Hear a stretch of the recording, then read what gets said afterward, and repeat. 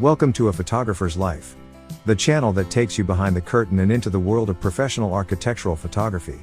Join us now for a discussion with members of the Association of Independent Architectural Photographers, America's premier architectural photography organization. So I want to welcome everyone to April 2026 AIAP Zoom meeting here. We're talking about email marketing, and this meeting actually comes out of a conversation I had with a couple members in our post-meeting chat last month, and we talked a little bit about email marketing, whether or not it was still valid, and came to the conclusion that some of us were having great success, and it was probably the most valid thing that we were doing. And so I kind of wanted to share some information about that and did a little bit deeper dive into what we ought to be thinking about as far as email marketing. And I just want to start out with personal experience for me anyway. Email marketing has been my primary marketing tool for probably the past 15 years. And I don't do it a lot, but I do it quarterly. I mean, it's been a quarterly tool for me, and I mail to a curated list that I've created of about 15 to 20,000 names, and these are photography buyers. And I do that on a quarterly basis, and that is pretty much the extent of the marketing that I do. And beyond that, I'll do a little bit of social media posting, but I don't rely on social media for actually gaining clients, sometimes for awareness and things like that. But I can attribute very few clients to somebody that saw me on social media and thought, yeah, we want to hire that guy. So it's usually my email marketing that brings the clients in. And so I wanted to talk about that. I've got some kind of an outline of our discussion today, as well as some information about what I do and an example of my email marketing and my actual statistics from one of my campaigns, which is actually the last campaign that I did, which is a year old. I haven't done anything for a year. Some of you may know that I stepped away from Huge photography. success. I'm not shooting full time, nor am I actively looking for work full time anymore. So I am shooting a few things here and there for a certain number of clients, but the sample that you see in there is the last one that I sent out, which was in May of last year. But going through this, there's in that first section there about kind of one of the key points here is that one of the things that is an advantage over social media with email marketing is that we actually know who that audience is, and we kind of have ownership of that audience rather than just being this random audience of somebody that may decide to look at us on social media. Is that we have ownership of who those names are and the type of people that those are and what we can expect to see as far as statistics, people looking at that, and then that begs the question of how do we get those names? And I'm just curious, has anybody gone through this process of putting together an email list and curating one? And what's your experience been with that? So I used LinkedIn. I'd Okay. hop on the LinkedIn, find all right, looking for marketers. Who are the marketers? All right, write all their names down, and then I will look through the website to try to find their email address. If I can't find their email address, I know there's a couple of websites that you can utilize that will give you the format of each company. Yeah. So I would do that along with just my connections and referrals. Yeah. LinkedIn for me is the primary resource as far as finding people that I need to mail to. One other place that I went to initially was I joined SMPS. Yes. Yeah, I'm And there as well. It's a and great when you join organization. SMPS, you get access to their membership roster. That's right. I should look into that. So it's like $350 a year, which is Yeah. that's a cheap email list. Right. And Right. maybe I shouldn't put it in those terms, but if you join SMPS, you have, and if you harvest that email list, you do get, access to those markets. You've got to go through it because there's a lot of people in there who are not going to be photography buyers. Right. You got to take a hard look at that. But you will come up with a lot who are, and so that's a good resource. But LinkedIn, I think by far is one of the best places to go looking for people that are photography buyers. And Josh, you mentioned another one as far as the to find the format of the email. If you know somebody in the company, their email address, there's some conventions that companies follow as far as email. And Yeah. one of the places you can go is hunter.io Okay. That's right. is a That's it. website. One of them. And Right. that will, if you know the naming convention for the company, you can probably find or make an educated guess as to what the email address is going to be for the person that you're looking for. 99% of the time, unless they have a hyphenated name, Exactly. then you're not always sure. Yeah, and so now one place where I've not had good luck is buying an email list. Um, I had a couple third party companies who offered email lists to me, and I asked them for some samples, and give me a sample of 50 names or whatever. They were just total nonsense. I don't know where they came up with them, but they had nothing to do with anything. And so I was confident that if I had bought the list of 10,000 or 50,000 names or whatever, it would have been complete waste of money. So, In time. and yeah, so it does take a little bit of time. There are some scraping plugins that you can use, like on Google Chrome, um, that will scroll through LinkedIn and extract. Once you do a search and come up with a search on LinkedIn, say you do the search marketing directors, and then you put in filters for a certain state, certain industry type, things like that, or a certain province, or wherever you might be in the world. Then you can start this plugin, and it will scroll through and extract those email addresses if they're there and put them into a file for you. One of those is Lead Leaper. I think they're like $30 a month to subscribe to, and they give you I think they give you like 10,000 returns that you can do for that $30 a month.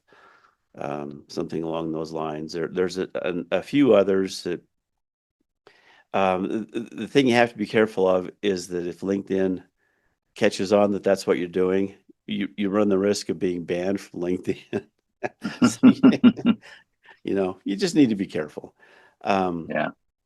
And so, as far as building the list as well, I kind of wanted to talk about who buys architectural photography these days, and is it really just marketing directors? Any thoughts on that? I feel like it's the marketing person that keeps me, at least for me, it feels like it's a marketing person that keeps me busy. But marketing person gets let go and replaced or whatever, the Yeah, equity staying with that company is with the principals or the project architects. right. I just try to get to know everybody. Yeah. Yeah, good point. Case in point, there's a firm that I work for that I've done business with now for 35 years. And the only people there that are the same are the two owners. It's an architectural firm, and everybody else is changed over the years. They churn, and the marketing people. And if you're a member of SMPS, you find this out really quickly. That people just kind of float around. They're at one firm and then they're at another firm, and they kind of all get to know each other, and it becomes kind of a club mentality. And And if you make somebody mad at one of those firms, you probably aren't going to get hired by the marketing people. So it's good to get in a good position with somebody that's a little bit higher up who, maybe has a longer view of the situation and not taking things so personal. Yeah, I've made the mistake of just putting all my eggs in one basket, that marketing contact, and then she got let go. And then next thing you know, I don't know anybody in the company. Yeah. Happens all the time. Yeah. What did she go? Did she go to another firm that possibly Well, give? the one Yeah. that stings the most is that I knew two marketing people, the local office that I worked with and the national corporate office. The corporate office contact retired, and then the local one got, I think she was a little thorny of a personality, and she got kind of, I don't know if she got fired or she got asked to leave, but yeah, next thing you know, I didn't know anybody. Hmm. That's the nature of the business. Yeah, yeah. Revolving door, coming and going. So I actually have a little insight because I was a partner in an architectural firm for 35 years. And so I ended up with lots of contacts from that. Mhm. That now I'm shifting seats.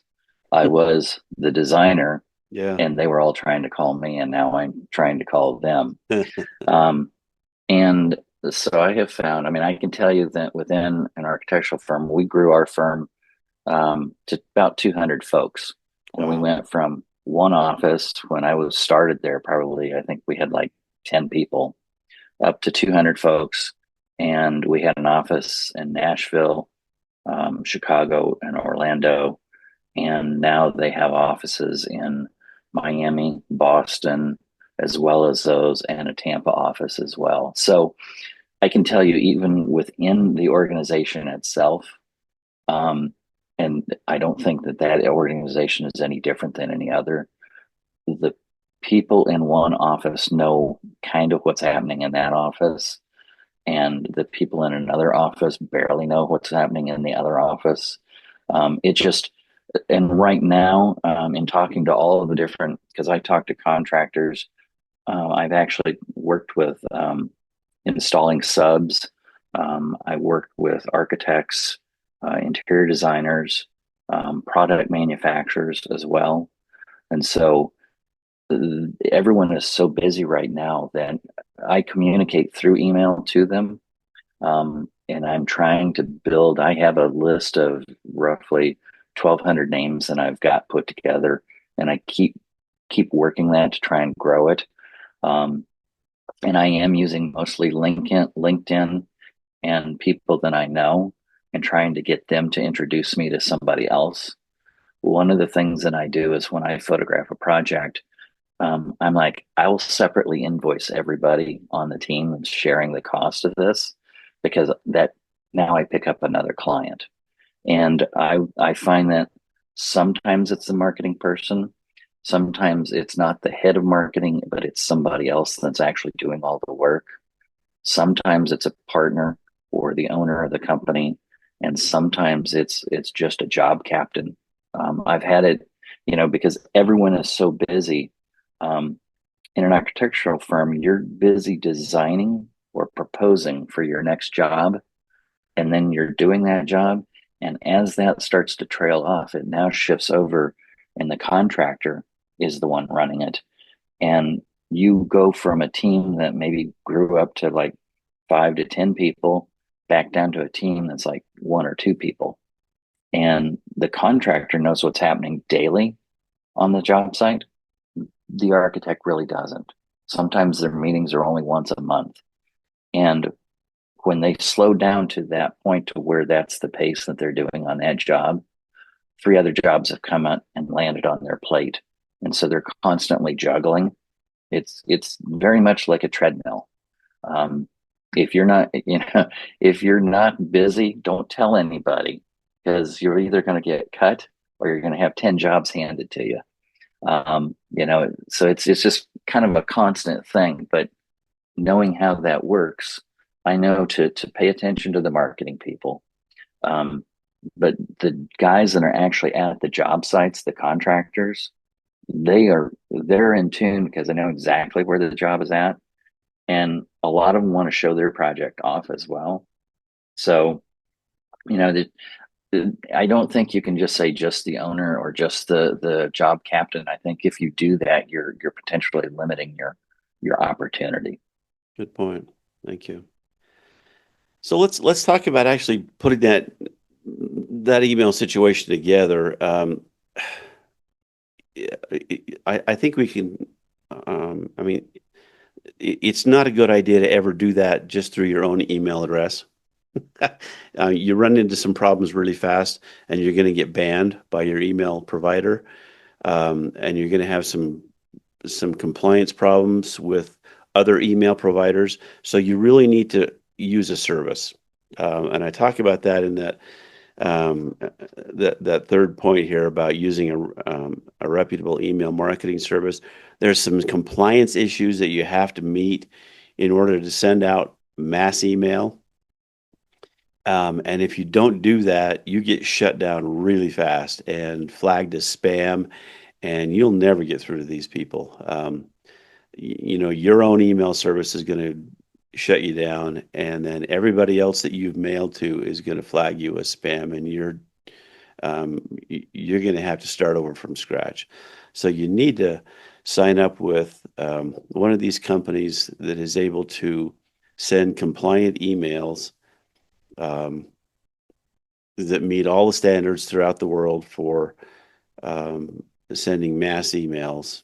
And there's a lot of those out there. Constant Contact that David mentioned, Mailchimp. I've got Campaign Monitor here. I use Benchmark Email. There's a lot of them. It's just whoever is a good fit for you. I see new ones every day that people are using. But in the advantage of putting one of those together is that they usually have the ability to help you create a list, and then they have the ability to help you curate that list and keep that list clean, so that if you have bounces from the list when you send out an email, you can clean out those bounces. They also help as far as designing an email, so that they often have templates that they can help you put together your email with. Um, they can do things that will allow you to put together an email that's a little bit more polished, that's just not just text, I'm a photographer, hire me kind of thing. So that's something that's really polished. If you want to go beyond that, then maybe you could even think about hiring a graphic designer to help you put these together. That's not a bad idea. I mean, there are some advantages to having a good headline and a good subject line, and those are things that when you get into this from an advertising standpoint, those are the things that help you get your email read. I mean, as far as receiving email, what kinds of things you read and what kinds of things you don't, and what kinds of things go to your spam folder and that you just click delete on immediately. And so something that's really well designed and has a compelling headline and the subject line, those are the ones that get through. So most email marketing companies will tell you that a 3 to 6% open rate is about where most email campaigns land. So if you get above that, that's a bonus. To get beyond that, you've really got to do some hard work as far as your subject line and then your design. You've got to have something compelling in there to get that open rate. And so I've worked really hard to, as for design wise and things like that, to push up my open rate. And so my open rate has been consistently pretty high, and that's why I've been able to rely on it as my single most important marketing tool. And the one that I've shown you in here had a 32% open rate. Hmm. And Wow. so when you've got something like that, you really don't need to do a whole lot beyond that most of the time, because you'll have a lot of return, and it just makes it so much easier. You send that out, it goes out one day, and then you reap the benefits for the next 3 or 4 months. So about the open rate, my Yeah. emails have shown consistently to be like a 33 to 50% open rate. Okay. And I went to an SMPS meeting. We were talking about it was them talking about how to get good email marketing going. Yeah. And somebody brought up the point that like, hey, well, how do you determine the true open rate and click rate of these when a lot of these email servers, they'll have a bot go through and click to make sure there's nothing malicious in it. So I'll send these things out at 8 a.m. and like a good chunk of the contacts will open it right away at 8 a.m. Click every single link, and I was like, wow, I'm really getting to them right away. That's crazy. And then I find this out. I'm like, well, now my open rate's like a third to a half of what I actually thought it was. Are you factoring that in? Have you seen the same things? Well, I find that most people will open. Mine go out at 8 o'clock in the morning, and I find that most people open their email in the morning. Most business Right. people, and that's when the day I send it out, the morning of the day I send it out is when most people open that. It rarely do they sit on it. I get some sporadically throughout the day. By the end of the day, it's pretty much over with. I rarely get second or third day opens on my email. And I'm not a believer in the idea that these are bots opening the emails, personally, just because of the returns that I get. Yeah, I would question that analysis, but every time I've sent, and I've been doing this for 15 years, but every time I've sent out email in a campaign like this, the first few hours, the first 2 hours generally in the morning is when most people are going to open that email. Right. And mine goes out on like a Tuesday or a Wednesday morning. I always send mine out on the same days. Yeah. Yeah. Those days.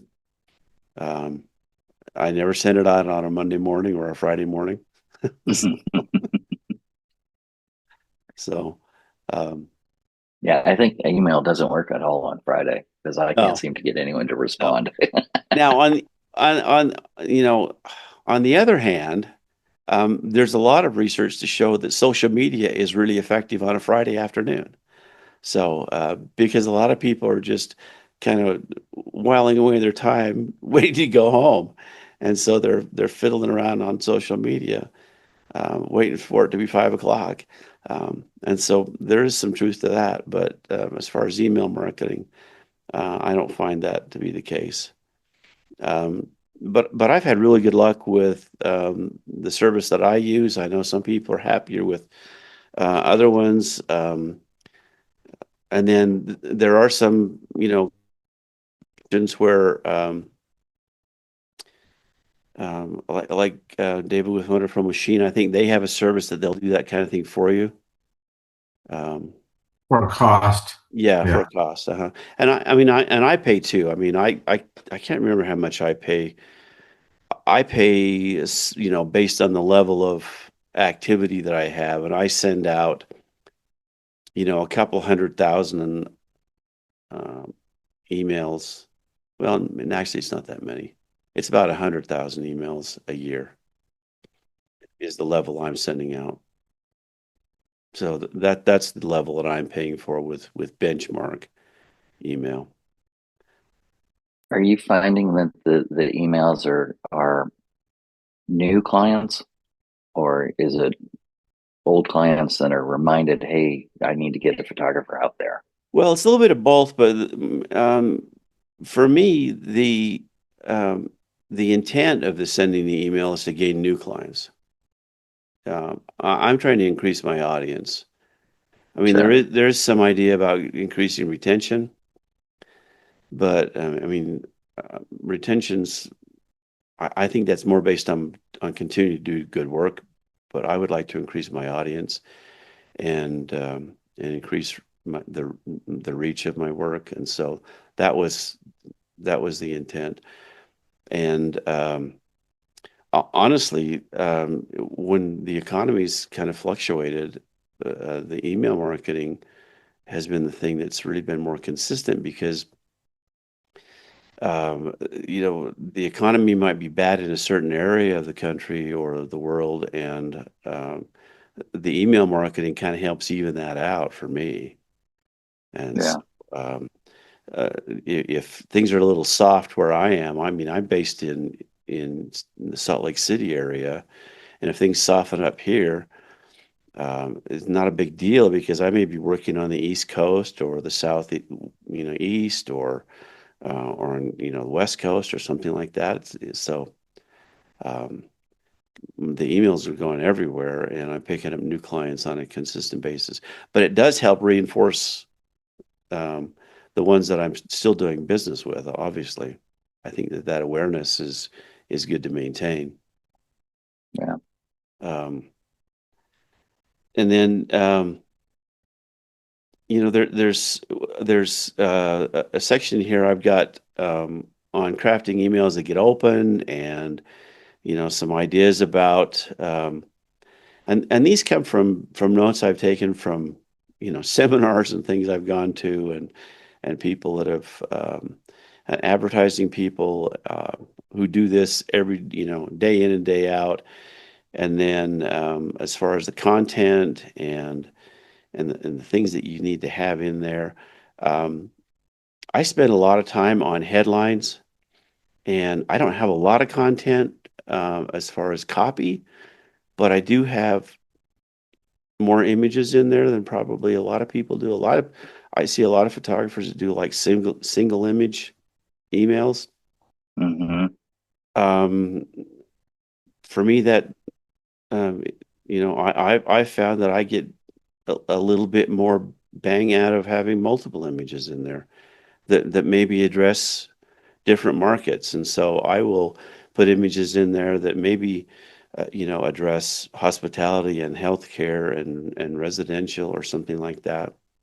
So that's kind of the way I've approached it. But having a well-crafted headline and subject line, I think, um, gets you halfway there. And then you've got to have good imagery to kind of bring it home. And then some kind of a call to action, but not a lot of copy to.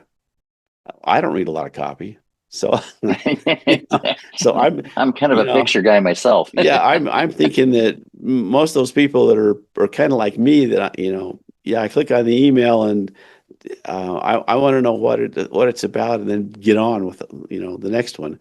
And so tell me what I can do about it and then let me go. And so if it's something that's 3 or 4 paragraphs, not going to happen. Click. So I think going back to the headline and the subject line, I didn't study photography. My education is in advertising, and I worked for a short time in advertising, and I go back to David Ogilvy, and if there's one book I could recommend for photographers to understand how to better promote their business, it would be David Ogilvy's How to Advertise. It's a little tiny book, How to Advertise. And there's another one called Positioning, Positioning the Battle for Your Mind by Trout and Reese. These are older books, but they're very fundamental books in the advertising industry. And uh, these are kind of, things that if you understand these, then it kind of informs these little decisions about subject lines and headlines and rather than just putting together an email that's um, you know John Doe photography, hire me kind of thing. So um, And then I think it's important to measure, because sometimes you may think you've got just a smoking campaign there, and it just falls flat, and you have to kind of reevaluate. And I've had a few of those where I had one where I put together this email, and I didn't show it here because I was so embarrassed about it, but I thought it looked really good. I sent it to home builders, and it had a picture of a home just a snapshot of a home, and then it had the same home that I'd done, and I don't have the headline in front of me, but anyway, um, the headline was kind of implying that if this is what your photography looks like, then maybe you should think twice about what your customers are thinking about your company, or this is that it's not really saying that much, anything good about your company. Well, it was terrible. I had a terrible open rate, and I got no business from it, basically. So I recrafted it, used the same visual, not the bad picture. I used the good picture, and I recrafted it with a different subject line and a different headline, and it did really well. And I picked up some new clients from it. But I found out that you can't be insulting and gain new clients. So that was a good learning experience for me. But can I just interrupt? So that was a question of negativity. yes, You're coming over. The object of the exercise is to be positive all the time, presumably, and not highlight someone's bad practice. absolutely. Yeah, you can't convince somebody to do something by saying that they're a bad person, so or that they've made a bad choice or a bad decision. So yeah, absolutely. And that worked out well in the end after I learned that hard lesson. But yeah, but email marketing for me has been just such a great tool. Another point in that is, there's some things that you need to troubleshoot, and one of them is running these things by people whose opinion that you value. And sometimes that's a hard thing. I always have somebody else proofread everything I do. That's one thing. But as far as email, I will send this to people. First of all, I'll send it to my wife and have her look at it. But usually to other people as well, and get opinions about things like that. And sometimes the feedback stings a little, and you need to rethink things. Because not creative people don't like to hear bad things about things they've created necessarily. So, but when it comes down to dollars and cents in the end, it's always good to have some feedback that maybe helps you craft something that's better than what you did initially. And so I'd recommend that as well. I'd be interested to hear any experiences that any of you have had as far as email marketing, positive or negative, and how that's affected your business. Alan, I was just curious to ask, like on this sample email that you crafted here, are these separate JPEG files or just one big picture, or those are separate JPEGs? They're all linked. Yeah, if I were to send you the email, you'd find that those all have alt tags, and that those are all linked back to my website. But they're actual JPEG like attachments? They are JPEGs, but they're JPEGs in the body of the email. Yeah. Okay. Yeah. I mean, because I was just curious, like, is there ever like spam filters that might snag emails that have attachments versus emails that don't have attachments? Well, they don't come across as attachments necessarily, in the way that these are assembled. I assembled this in using the program that my email provider has. And so it's put together in their format. And so it doesn't come across as actually, an attachment to the email. It comes out, these are within the body of the email as JPEGs. And so the spam filters don't view them in the same way. Well, also those services have already done all the work to make sure that you don't get considered as spam automatically. Right. So you have to have the opt out. There's a whole range of things that they talk to the ISPs in ways that mortals don't, or not mortals, non-engineers don't understand, so that they work, because it's not just, they don't really care about us. We're just solo entrepreneurs, but they care when Ford sends out a email batch or HBO. So they're very well protected for that. Yeah.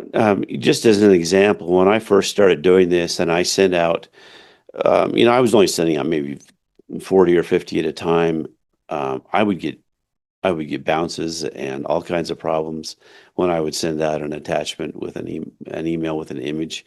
Just never worked.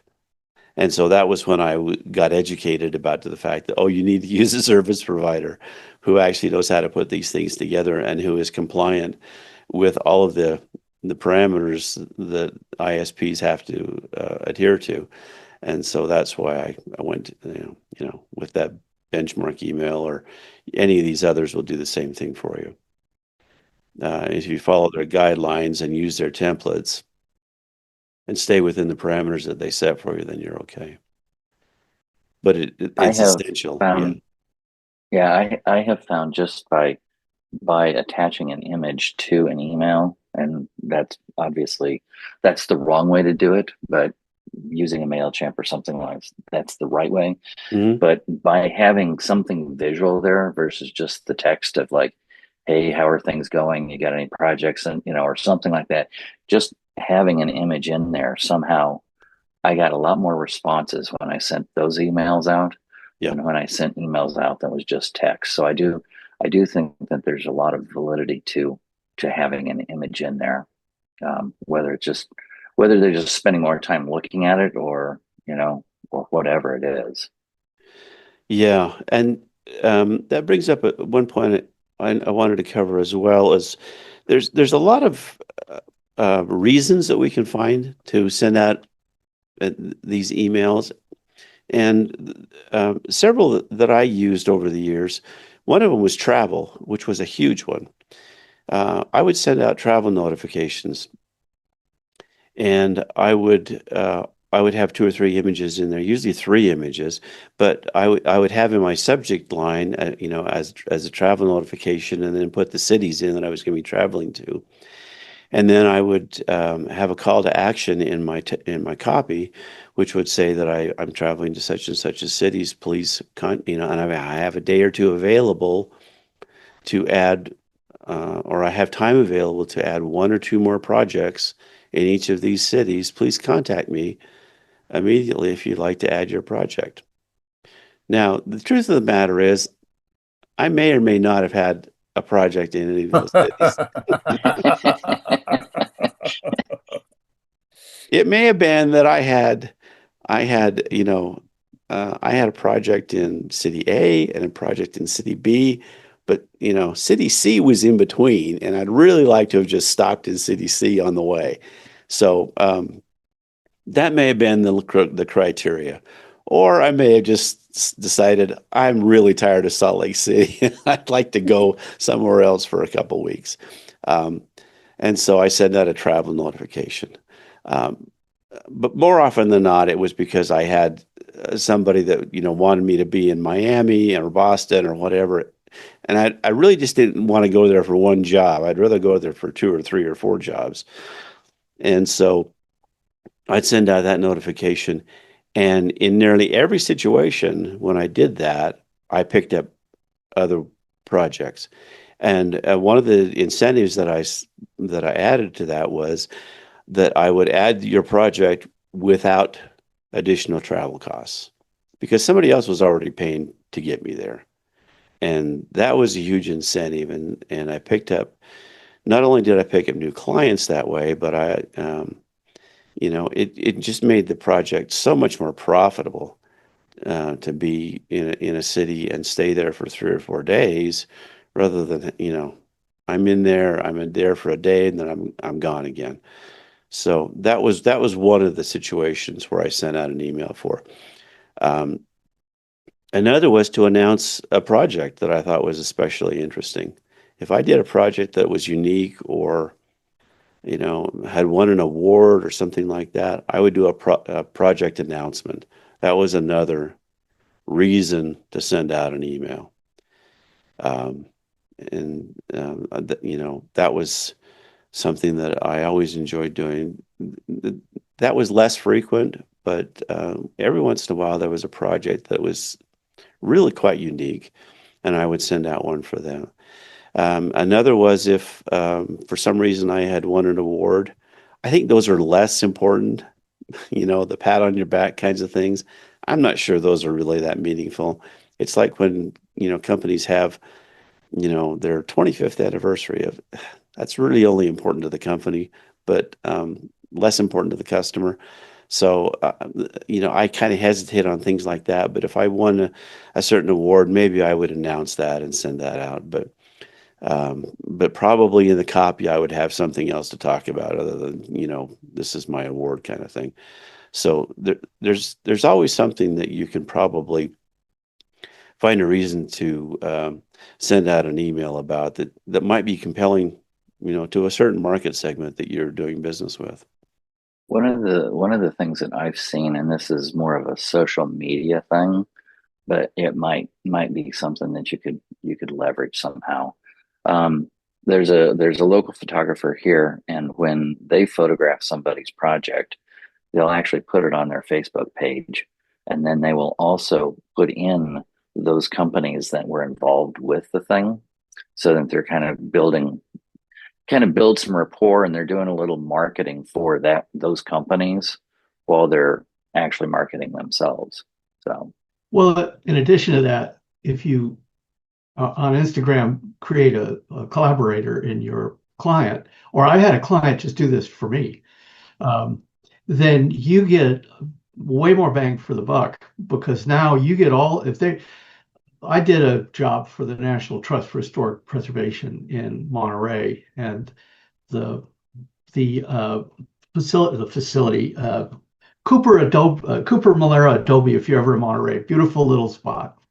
And I watched my engagement just shoot way up, higher than I was getting, because I suspect on Instagram it's mostly my friends, and no, I think Not true. professionals do look at it, but they don't necessarily like it because they don't want you to know that they've seen your stuff, and that's fine. But yeah, so having that collaboration, I mean, I just did a free gig for a friend of mine that has a circus here in town, and she used one of my photos, and then I collaborated, and suddenly, boom, all these people are looking at my Instagram, or who's this guy that took this photo, because there's a direct link to my Instagram. So I think, yeah, so I agree. This guy in your town who's doing that, it's can be very helpful. Plus, it's just fun to, everybody likes.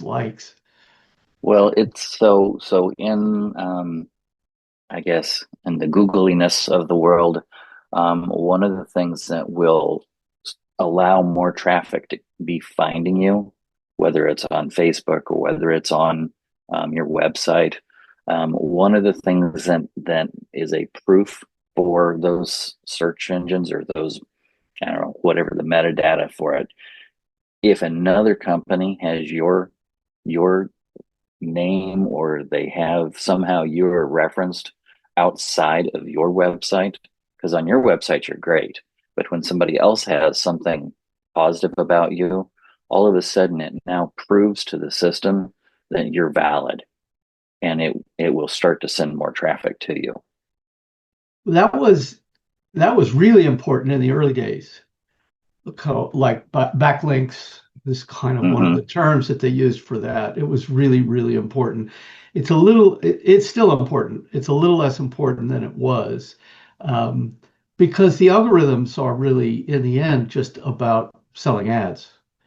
So, they want that engagement, they want proof that you're legit. But if you can bring the eyeballs to the ads, and don't ask me to explain how that works. I don't know how it works. And it doesn't work the same now as it used to because Google is leaned very heavily on its AI results. And its AI results are not the old search where you would get a result and then you'd click through. They just tell you. And so that's been a real problem for engagement for people who care. I don't care. Um, but it's been, for instance, for newspapers, huge problem. And for advertisers, and to some degree, it's a huge problem because it's, anyway, but that's a whole other discussion that is above my pay grade. Google's entire platform was about giving you answers that were close, but weren't the exact answer, because that's how you sell ads. That's right.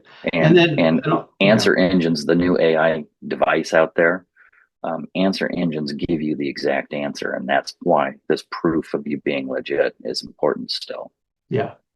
And to be honest, I don't use Google. I use DuckDuckGo because Google tracks everything you do. And I refuse to engage in my search results, but DuckDuckGo and other places are just great. In fact, I think Google search results have, according to people who do know what they're talking about, have gotten really crappy over the last 5 years in particular, as they leaned harder into making money and less into doing what they said they were going to do, which is tell you something you wanted to know. So it's not a secret, but yeah, it's still the big dog. I think it's 80 or 90% of all searches in the world are Google. So I'm an outlier by not using them. One point I wanted to jump back to on content, as far as the emails that you put together, that I found really interesting was how many people click through to my social media from my email that I send out. Actually the click-through traffic is pretty significant on the social media buttons that I stick on my email, which I never used to do. I always just used to link to my website, but then I started putting the social media buttons at the bottom, and I found out that people were wanting to click through those and look at my social media. I've yet to be convinced that I get any clients from social media, but that's another interesting thing that just keeps people engaged. Well, I think that what photo buyers and photo editors, which are not as interesting, have said, I mean, only because of the money, what they're looking for when they go to social media is especially if they've never worked with you before, so they don't know you. They're trying to figure out who you are. Yeah. Because you might never, as we all know, never meet these people. They're going to send you out. They want to know that you know how to behave. You're not crazy, or at least overtly crazy, because you're going to reflect badly on them. So, for editorial people, which again doesn't apply here, partly what they're looking for is what do you care about? And because you're going to put things on your social media you might not put on your website that they might find interesting, but it's also just who are you? And so they'll go check you out there and on Facebook. And what I used to tell my students is, that picture of you with the beer bong on Facebook,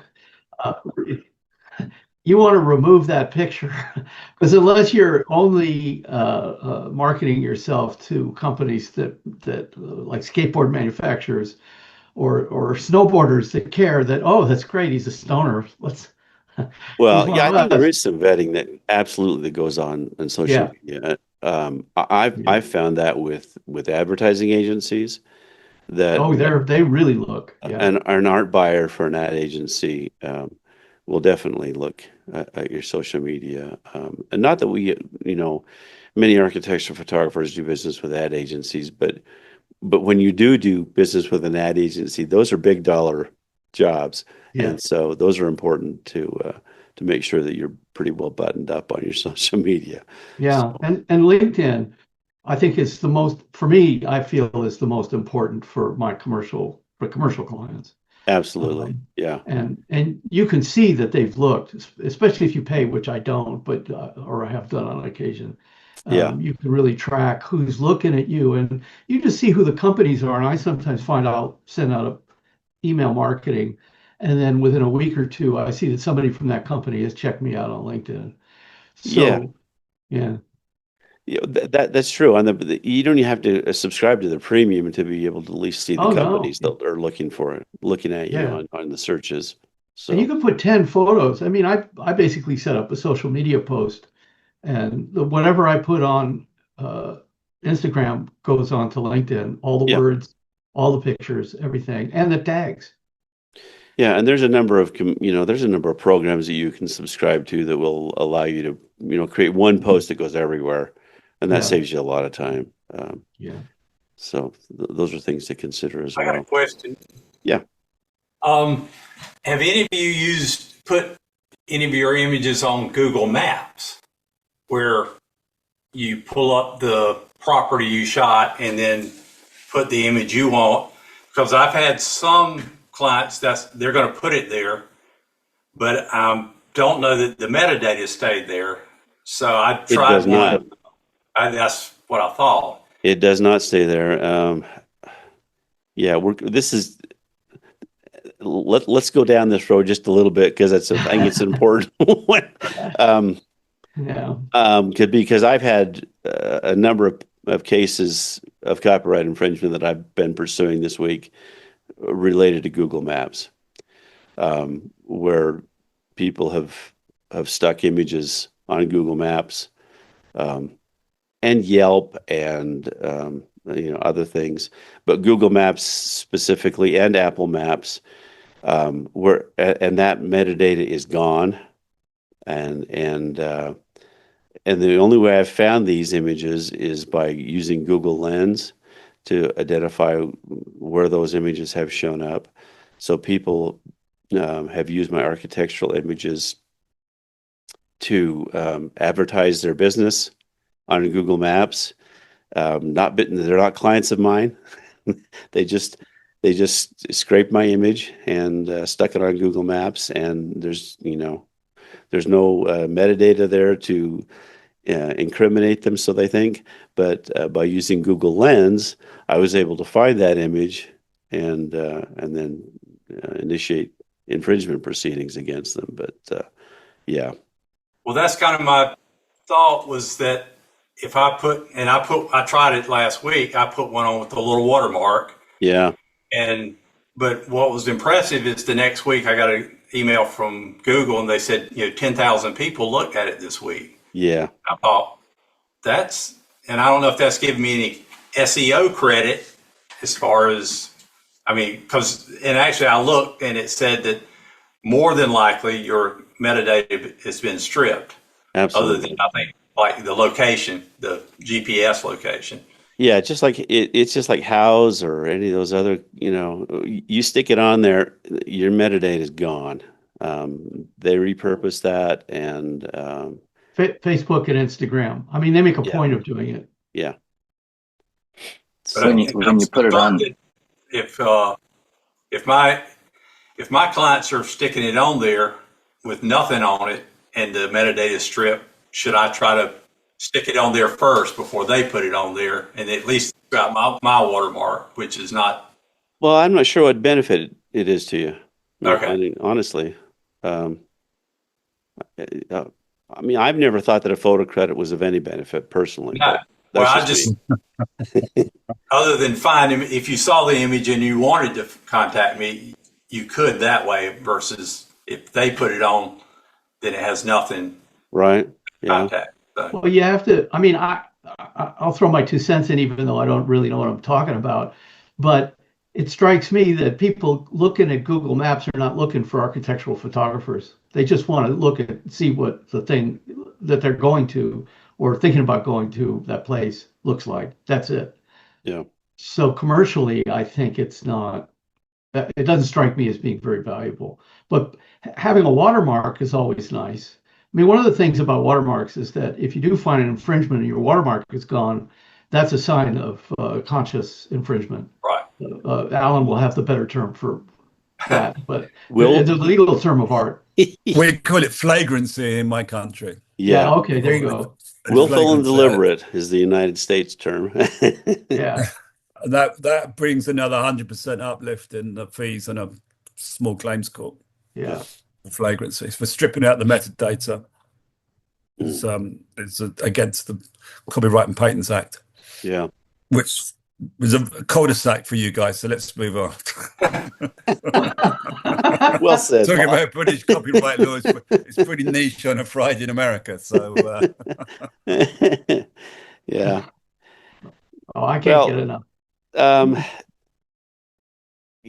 Let's kind of bring this full circle here. The objective here was to kind of give some relevance to why we might want to think about doing email marketing. I think we've kind of made the case for why email marketing is a really important tool, especially for architectural photographers. But there's some real important steps to making it work and making it work well. But when it does work well, it probably works better than any other thing you can do aside from in-person contact. And so, and there's no way you're going to be able to contact, that many thousand people directly. It's really a useful tool. It can really boost your business in a big way really quickly. And, I can attest to that. It made all the difference in the world for me, especially during the pandemic when you couldn't get out. Could I ask a question which is adjacent to that? Yes. Regarding the pandemic, I think certainly for photographers and people who want to see art buyers, the post-pandemic, it's got very, very difficult to make any kind of contact with architects and buyers out of the blue or cold calling. Yeah. It seems in my country, there's lots of hurdles and people are less receptive to pick up the phone and say, yeah, come in, bring your book in or whatever. It's really right across the board, architecture, art, graphic designers, branders, the whole thing. There seems to be lots of gatekeepers or people just don't pick the phone up. They leave the answer machine on and filter your calls that way. That's my experience in London. And I wonder, do you guys have that same experience in your country about post-COVID? COVID seems a watershed when people stop working or work from home. And now there's not that kind of contact. It's very difficult to make a physical contact if you don't already have that contact, as it were. Cold calling or out of the blue. I absolutely agree with that. Absolutely. Yeah. And all you need to do is look at an office building and try to get up to somebody's floor through security. I get up to an architectural firm that's on the 12th floor of some office building without having a prior appointment and somebody to escort you through. Yeah. It's just trying to get through and say, can I bring my book in? Can I show you some work? It's like, yeah. I think there's a lot of those offices, they're almost on a skeleton crew, some of them, because on Fridays, everyone just worked from home. Right. And you don't know what day that is. From the architectural side and the facility management side that I was involved with, Wednesday, it was the peak day. Because if everyone's like, well, you can take 1 or 2 days off, everyone chose Monday and Friday. So, I think that, and I do find that, even as the newer generation started coming in, I designed office space. So that was kind of, that's what I had to eat, breathe, and sleep.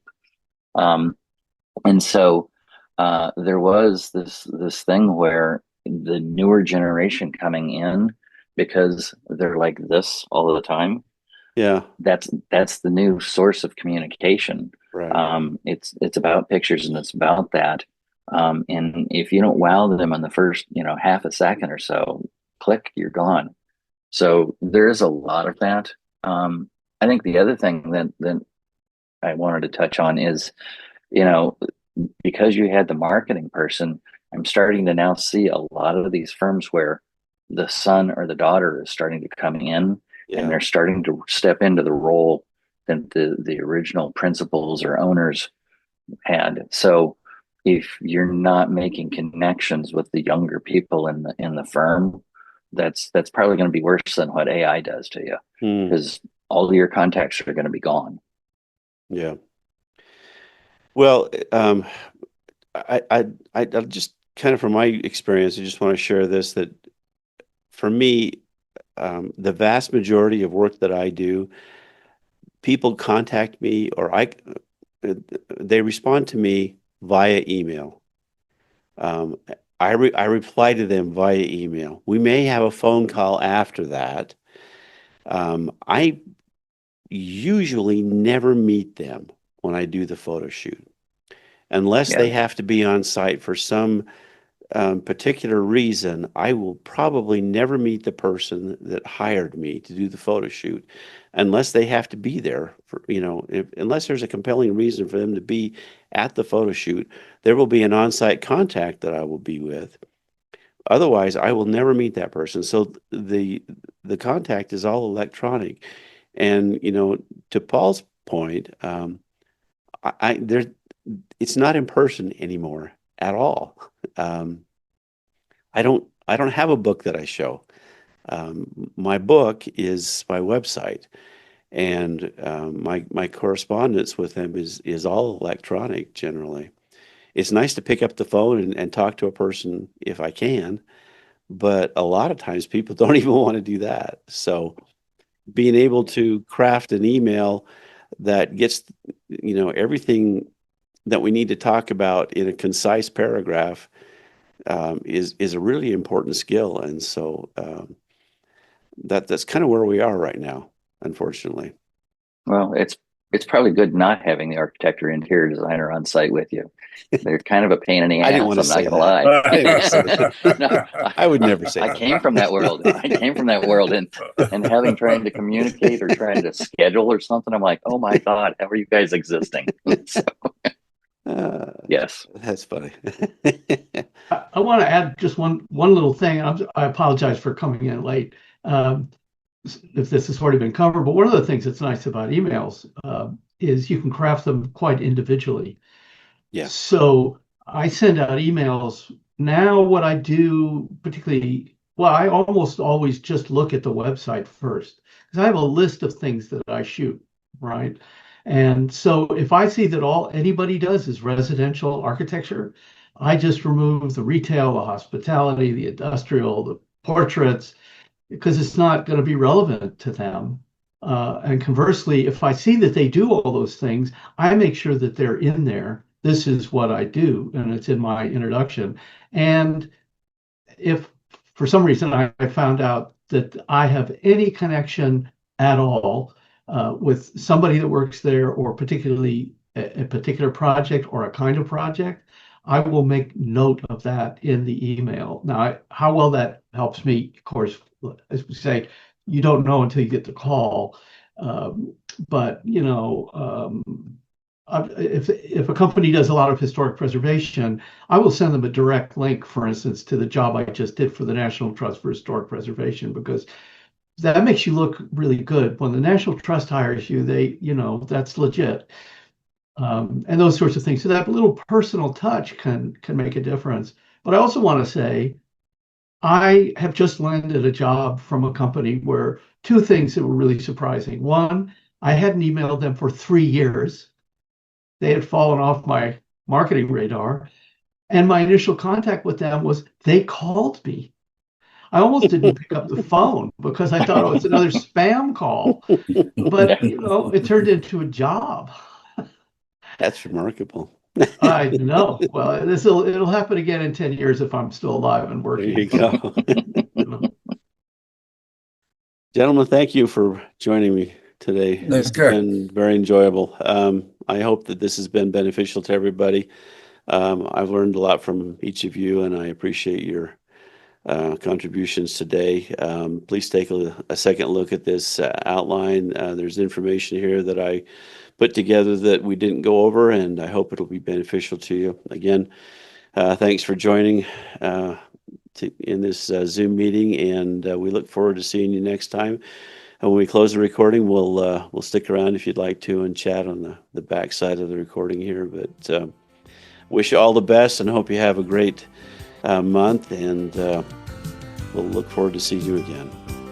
It's nice to meet you, gentlemen. Thank you very much. Bye-bye. This has been another episode of A Photographer's Life. If you've enjoyed this program, please let us know by liking this episode and subscribing to this channel. A Photographer's Life is brought to you by the Association of Independent Architectural Photographers. This episode is copyrighted and may not be used in full or in part without the written permission of the AIAP. Please join us again soon for another inside look at the world of professional architectural photography.